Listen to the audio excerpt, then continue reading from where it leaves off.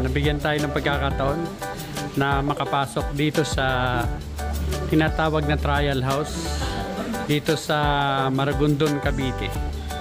At dito po nagaganap yung paghahatol kay Gat Andres Bonifacio noong May 8 and 9, 1897.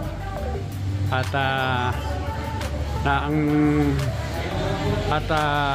nangyari po ang kanyang masaklap na kamatayan noong May 10, 1897 na dinala sa isang bundok.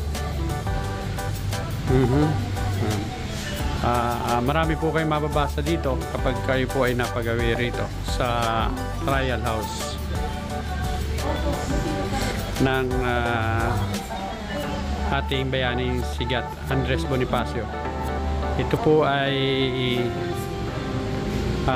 dito po makikita kanyang mga alaala, mga pangyayari sa kanyang buhay at mga kaganapan na hindi po natin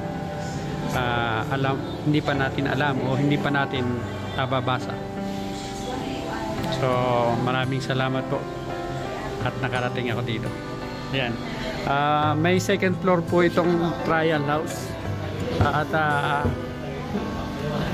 dito po kasi ginanap ang pagliliti sa kanya noong May 10, 9, 1897 at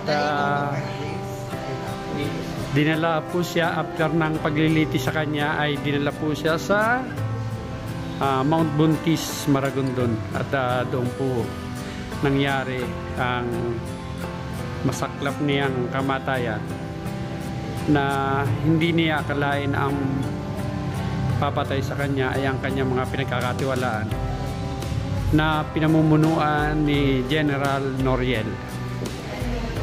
Ayan. So hindi ko na po isa-isahin, pero kung gusto nyo pong mabasa ang kanilang kasaysayan, ang kasaysayan ni Gat Andres Bonifacio, pasilan nyo po ito dito sa Maragondon. Yan po ang